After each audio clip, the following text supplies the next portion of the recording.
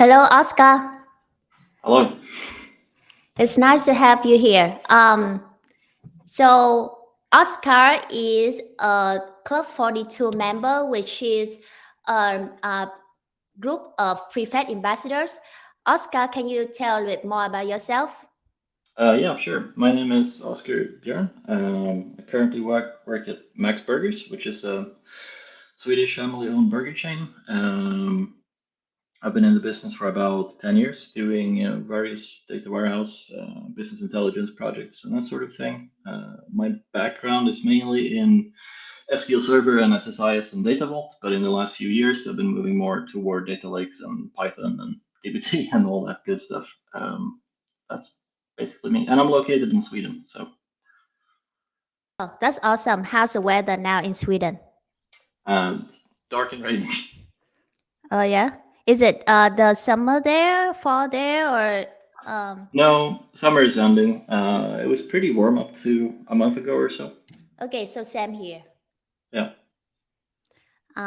Yeah, so pretty exciting for of the new tool, new data stack that you involve into.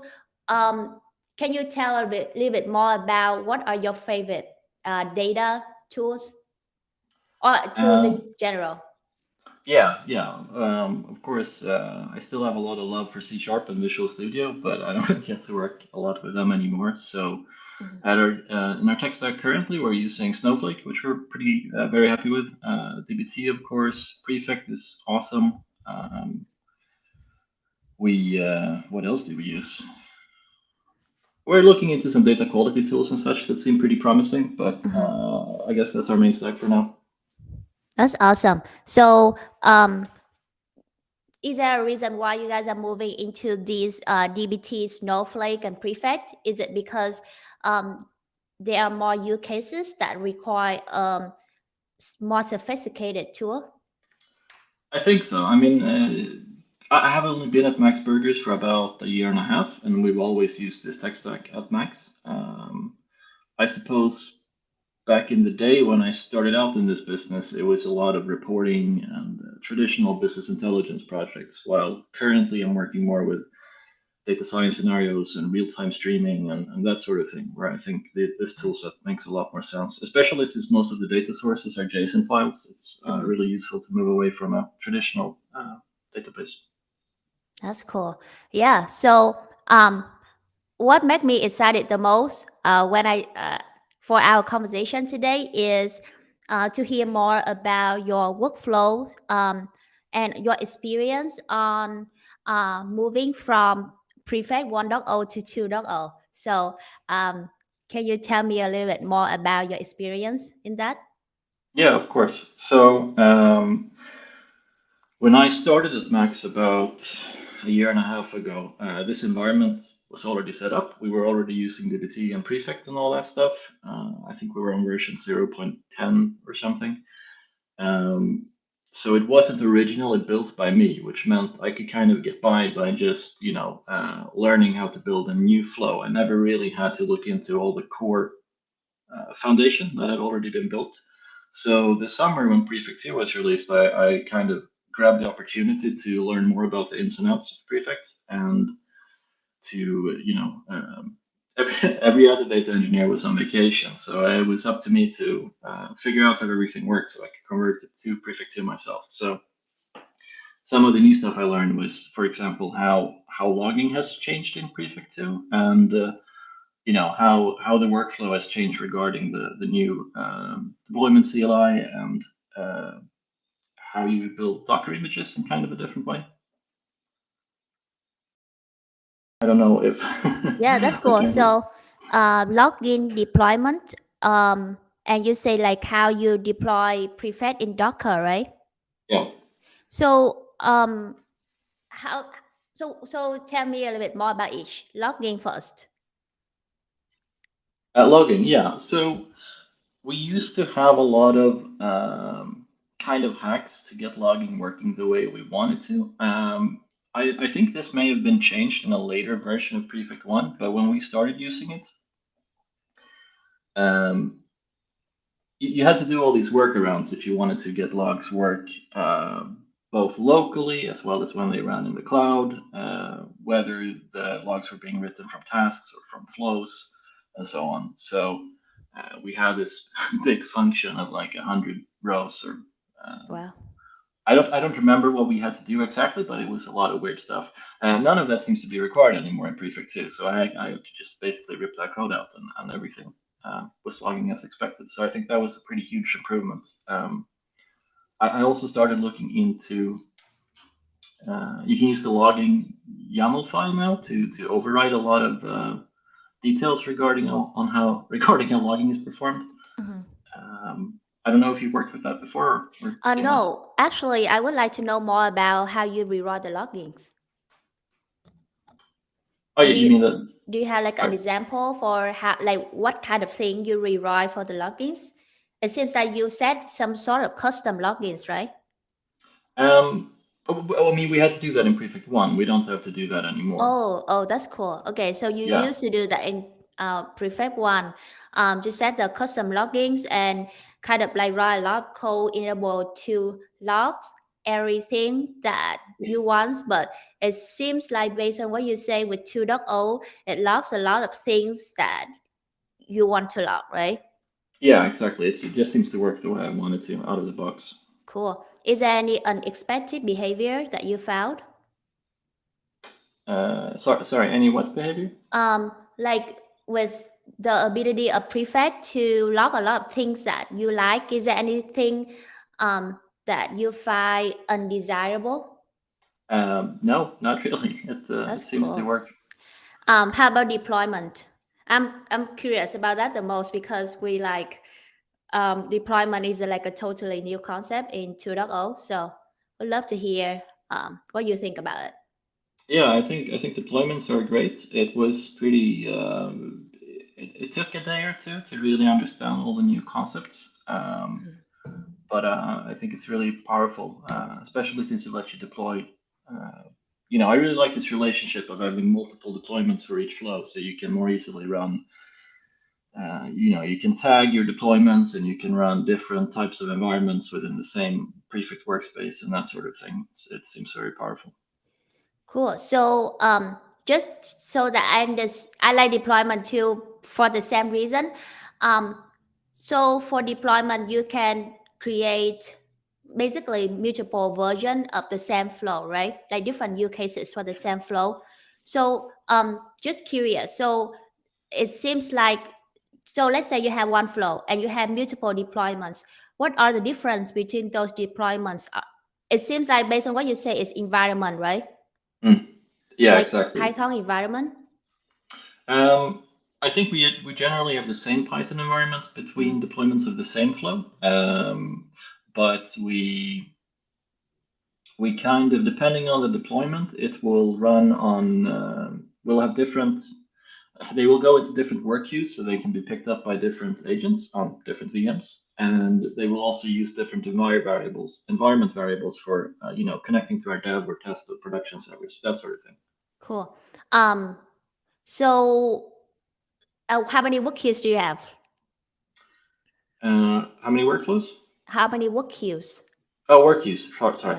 Yeah. We have 6 of them. So we have two for each environment, dev, test, and prod. And then we have one workflow we have one queue for integration and one that we call transformation within the same kind of environment. Okay, so you say prod, transformation, and what else? No, sorry. I guess it might be easier if I share my Yeah, of screen course. briefly. Yeah, yeah. So here you have our list of work queues. So we basically have kind of three different, as we call, environments, Mhm. dev, test, and prod. And then we have two types of queues per environment. Okay. So can you tell me it's kind of like an interesting way to create divide your work queues. I often see like dev and prod. What is a functionality of test? Um, in dev, we have it's kind of it's a data lake with a very limited amount of data, and we don't guarantee in any way that that the data is correct or really will pass our data tests. It's just an Mhm. environment for doing whatever you need to do to get your code running, I suppose. Okay. Um, and test is more stable. Test is cloned from prod every night, and then you can make changes and test your code in a more production-like environment, essentially, before you push Interesting. it to production. Hmm. And prod is for production, right? Yeah, exactly. It's cool. And you also say, so like for each, okay, so you also set different environment variables for each deployment, right? Yeah, exactly. Okay. And you also mentioned before okay, just so I don't go to the next one before we finish this topic. So it seems like the two things that you um, find the most impressive about 2.0 is login and deployment. Is there any other things that you found is surprising or Um, useful? Let me think here. I don't know about surprising really, but um, let me just do it quick. I mean, I think subflows have a lot of potential. I haven't really started using them much yet, Mhm, and of course, I really love the new radar for mhm, for looking at how your flows are running and so on. But mhm. no, nothing else in particular. I guess I really like the the tag based filtering and everything. I think that's a really neat feature. Cool. What do you test for? Attack for?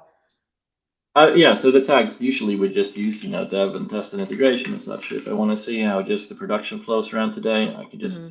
set it to prod and it's all green, it's all good. Nice. Uh, but if I set it to dev, it's not going to be quite as happy. Ah, interesting. How do you schedule your prod, dev and test?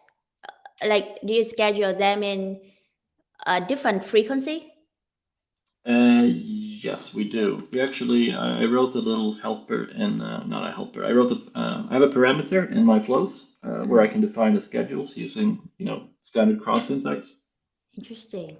Okay. Uh, I want to see what you're doing here. So you define the schedule inside a Python script. yeah, Okay. And then you save it in the yeah. So environment variable. it kind of. So I have this helper. This is a bigger. We have a little CLI Mhm, interface that we wrote in Python that helps us register new flows and um, trigger test runs of flows and that sort of thing. So mhm, what we have here when we are whenever we're deploying a new flow or building a flow, mhm, depending on which flow is being built, it will check if it has the schedules attributes, and it will get the attribute for the current environment, which could be dev or test. mhm, So when this is being deployed to dev, it will use this schedule, which means I think midnight once a week. mhm. And if it's deploying for production, it will run at 7:30 a.m. in the morning every day. And if it's test, well, there's no line for test here, so there won't Right. be a schedule. Okay, so there's no so test is like just basically whenever you want to test the code, then you just run the test manually, right? Yeah, generally, exactly. Okay, cool. Yeah, I would like to go deeper into the way you use prefect because it's different from the way that I often see. But before that, uh, so you say you moved from 1.0 to 2.0. Do you, did you rewrite a lot of code in order to migrate? I think most of the work was just rewriting the CLI, like how to build and deploy Docker images and Okay. all of that sort of stuff. Mm-hmm. There wasn't that much actual upgrading the flows and tasks wasn't that much work. There were some minor changes I had to take into account, Mm-hmm. um, but it was pretty straightforward, I'd say. That's cool. Okay, so um, can we dig deeper into your code and see what you are doing here? Yeah, so this is our main flow, which we call it. This is kind of basically the only flow we have scheduled. Should I start off with showing what it looks like in the web Yes, that would be interface? helpful. Yeah. Okay, so let's just find it. Can look at today's production run, I suppose.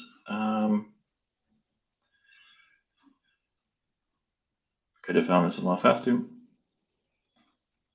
Oh, let's just do this. Oh, you're very organized. As for your the name and the text. I'm not sure why it's not showing any logs here. Okay, there we go.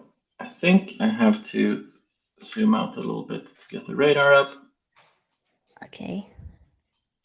So here we can kind of see that, it starts out the usual way. In We flow. call, yeah, we Okay. call a function that sets up logging, Mm-hmm. which isn't very complicated anymore. Um, You say it's complicated. The no, it's setup. not. It's not.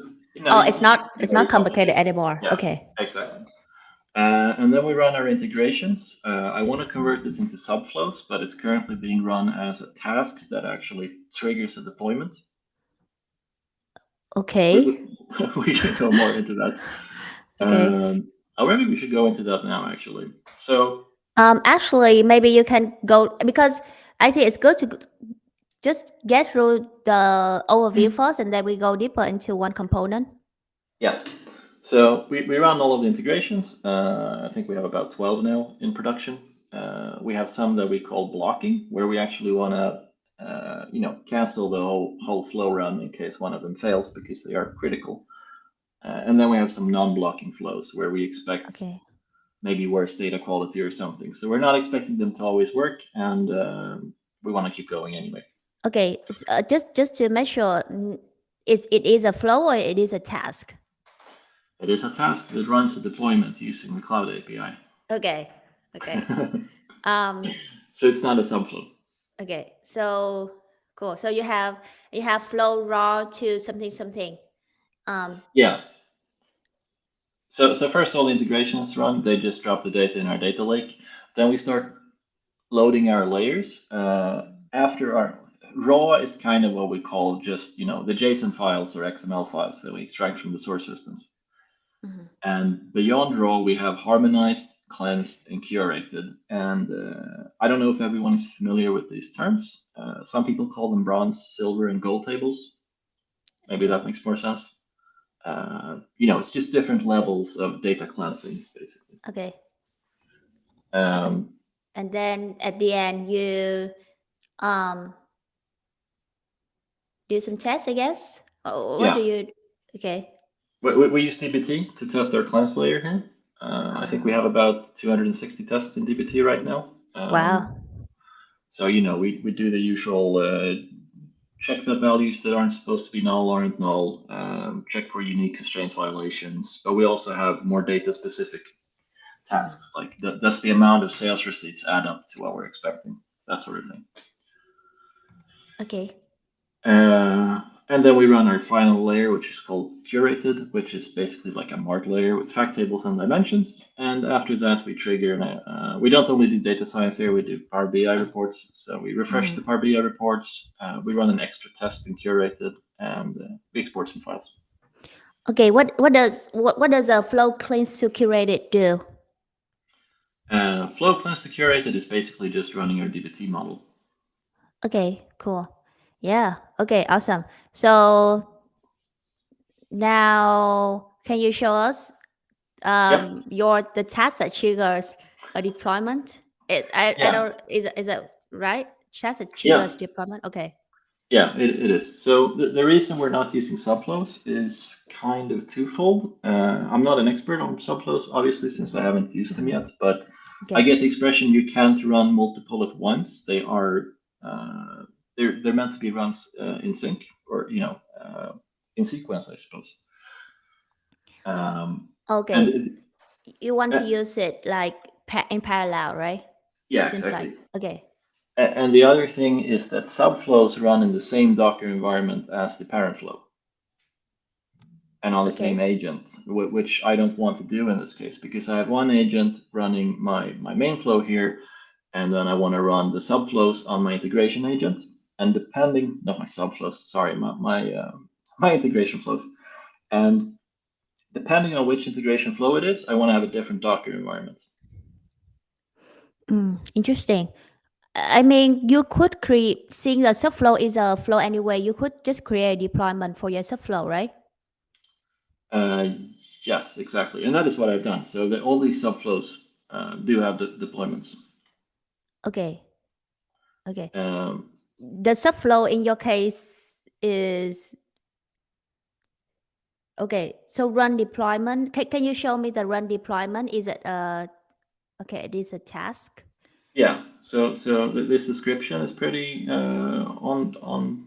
That's pretty correct, I guess. Creates a flow Mhm. run from a deployment and pulls it until it reaches a terminal state. So this is just a task that starts a deployment based Mhm. on the input flow name, environment, and so on. And then every 30 seconds, it will check, is it done running? Is it done running? And then when it is, it will, it will finish the task. Um, I've seen some people posting in the Slack community where they're kind of sharing similar looking code, I suppose, or having a similar use case where they need to do this. Okay, so this what the task does is create a flow run from the deployment. What does it mean by pose it? So it tries to find a matching deployment here, depending on the name. Okay, And then it calls a function built into Prefect, which is called create flow run from deployment. right. And then what it does is uh, every 30 seconds, we basically just read the state of the flow run, Mm-hmm. and then we check if it's a terminal state, if it's Mm-hmm. completed, then we log that it's a successful run. If it's canceled or failed or crashed, then we log this and we return the fail state from this task. Mm-hmm. Um, and then, well, if it hasn't reached a terminal state yet, we just wait 30 seconds and then we poll again. So Okay, by is there a reason why you check every 30 seconds? um, it seems rude to check more often because I don't want to put too much strain on your servers, Uh, but I don't want to check, too seldom either. okay, just so I understand, when your task finish running, it will either failed or it either reach state completed or state failed, right? Yes. Okay, so I still try to understand why you need to do it. Like you need to check it in between though. Like Um, you need to be- check it be- before the task right. It's finish. because I don't want the main flow to continue until these things are done, right? So Mm. you can see here that my integrations took an hour to run. I do not want to move on to the next task until this is done. So that's why I have to wait and check if it's finished yet. Interesting. Have you tried the parameter wait for Uh, of a task? y- yes, I have. But Okay. I don't think this will work since it's actually starting, it's not a subflow, right? It's actually starting a separate deployment. Oh, okay. So it's not a task. Well, I mean, sorry. So Oh, wait. let me explain it. So this is a task, right? That runs from the Right. main flow. Okay. And it creates the flow run from a deployment. So some type of Okay. integration run, for example. Mm-hmm. And if I didn't check the state and wait 30 seconds to see if it's finished, then this task would immediately just finish. And after 1 second, it would be finished creating the flow, and it would report completed. Mm-hmm. And when that happens, my main flow would move on to the next task, which is loading raw to harmonized. But we're not actually ready for that. We need to wait for all of these tasks to finish first. Okay, that's interesting. What I don't say that this could be a better approach. It's a cool way for you do it. I wonder if you break your task down smaller and you could um use a wait for function that could make it easier for you to manage. Um, I'm not sure where because if I'm out in my main flow here, I mhm, am using I am using wait for. Okay. So here, for example, if you look at raw to harmonized, which is the task that loads our harmonized layer, uh, it actually has wait for integrations blocking and integrations non-blocking. Okay. But the problem, if I don't do the polling in this function, run deployment, then this is just gonna, after 1 second, it will just report that it's finished, and all the code will run super fast. Okay. It's kind of a specific scenario, I suppose, or kind of an advanced scenario. I don't know if this is the best way of doing it, but I've seen a lot of discussions about it in the Slack. Okay, that's cool. Yeah, it's cool to see like another way to.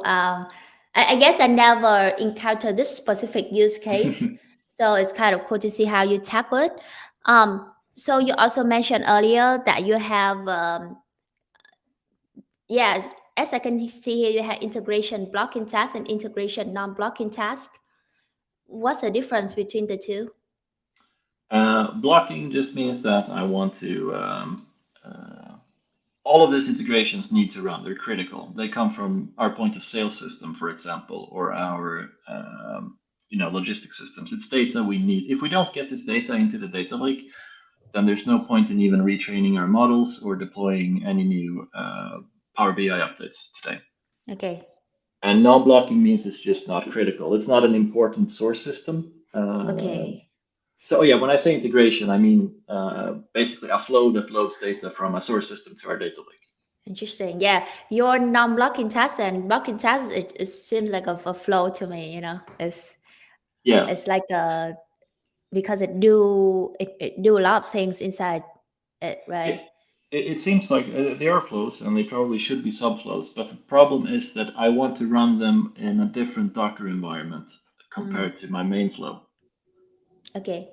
So if I have, for example, this integration here that loads data from a system called RA, this needs a bunch of Oracle drivers and other things in its Docker environment, while another integration flow may not need any of that stuff. Maybe it just needs a basic Python SQL script.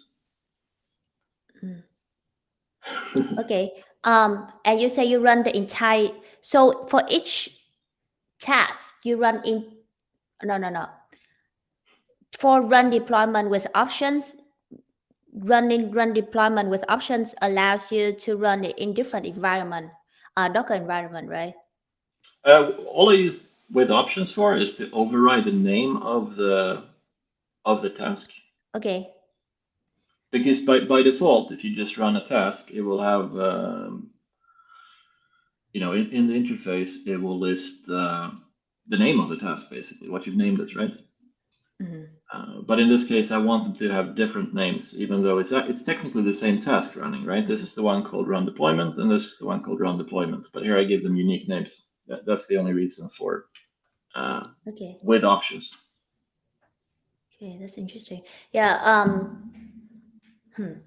I still believe that you can run like create different deployment for different subflows.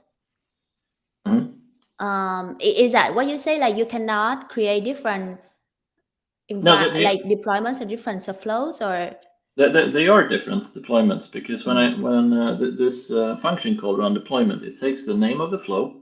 So, for example, let's look at the one called domino integration. So the name of the flow is domino integration. It's a system called domino. It also takes the environment, which is dev, test, or prod.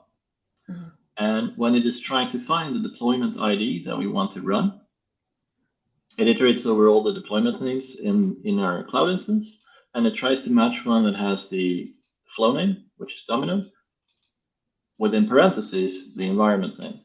okay, So in this case, domino integration in parentheses dev. okay, So this is how it runs the correct deployment depending on what environment we're interested in running right now. okay. That's interesting. And how do you create these in deployments? Right, that's done using our CLI. So I can run some very simple code here, such as I just do this, and then I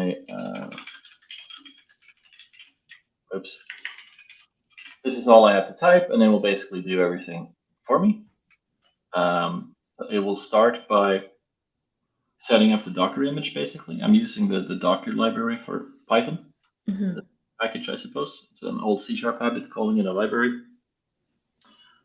And yeah, this does everything for us. I don't know how interesting all the details are, but it sets up the correct Docker file, sets a decent name for the image, and then once it's done building the image and stuff, I have some hacks here to handle schedules. I Mhm. know Prefect, you released a new version yesterday, 2.4.0, where you can actually set up the time zone and such using the command line. So I shouldn't Yeah. need it anymore. But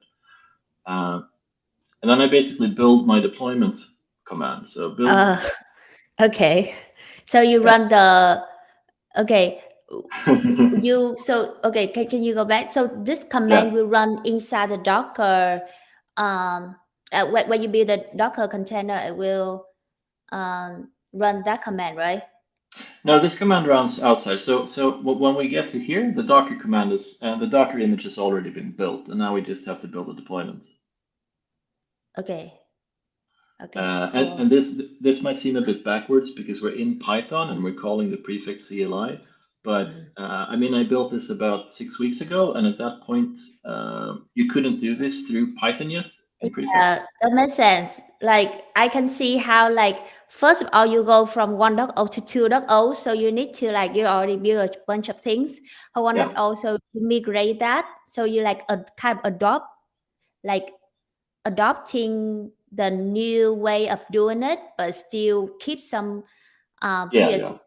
functions that you used earlier. And then now since 2.0 deployment keep changing, it's kind of hard to keep up with all of those.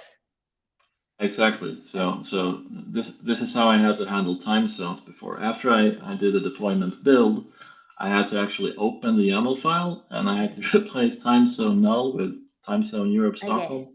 I shouldn't need this anymore, but we haven't had time to change our code. Yeah. I think you would really like the new way of doing the time zone. It just eliminate a lot of your code.